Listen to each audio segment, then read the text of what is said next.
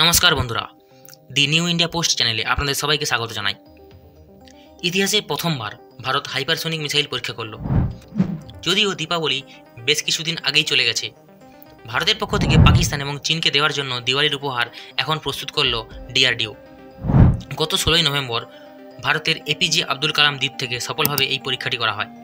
Hypersonic missile আসলে কী, আর কেনই বা ভারতের জন্য এর সফল পরীক্ষা এত গুরুত্বপূর্ণ, সব কিছু বলবো, সঙ্গে থাকুন শেষ পর্যন্ত।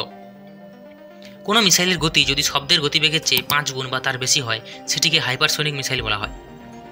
ভারতের এই মিসাইলটির গতিবেগ 9 ম্যাক, অর্থাৎ শব্দের গতিবেগের চেয়ে প্রায় 9 গুণ বেশি, ঘন্টায় প্রায় 11,000 কিমি।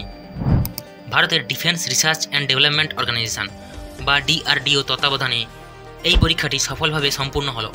এই হাইপারসোনিক মিসাইলটি ভারতীয় আর্মি, নেভি বা এয়ারফোর্স যে কেউ ব্যবহার করতে পারে।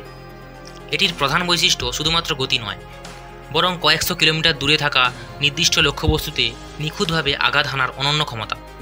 এদিকে যে কোনো ধরনের পেলোড বহন করতে পারায় এই মিসাইলটি আরও বেশি কার্যকরী। আসলে ভারতের কাছে আগেও এমন কিছু মিসাইল ছিল যারা যাত্রাপথে কোনো এক সময় হাইপারসোনিক গতি অ্যাচিভ করতে পারত, যেমন সুরিয়া মিসাইল, কিন্তু এগুলি সম্পূর্ণ হাইপারসোনিক ছিল না। এখন ভারতের কাছে সম্পূর্ণ লং রেঞ্জ হাইপারসোনিক মিসাইল চলে এসেছে।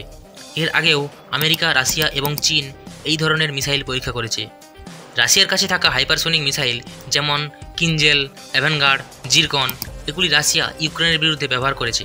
চীন 2021 সালে প্রথম হাইপারসোনিক মিসাইল পরীক্ষা করেছিল, কিন্তু চীনের এই মিসাইলটি তার লক্ষ্যবস্তু থেকে 40 কিলোমিটার দূরে আঘাত করেছিল, যেখানে ভারতের এই মিসাইলটি পিন পয়েন্ট অ্যাকুরেসির সাথে লক্ষ্যবস্তুতে আঘাত করে।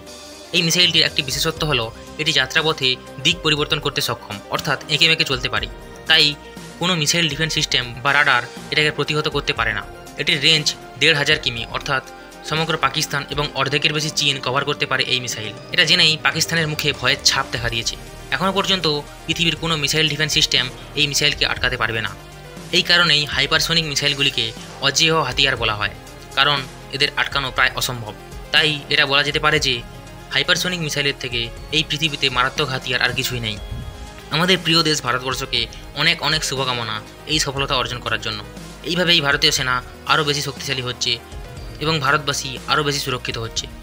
আজকে এই পর্যন্ত, দেখা হবে পরবর্তী কোনো ভিডিওতে। লাইক এবং সাবস্ক্রাইব করে সঙ্গে থাকুন। জয় হিন্দ, জয় ভারত।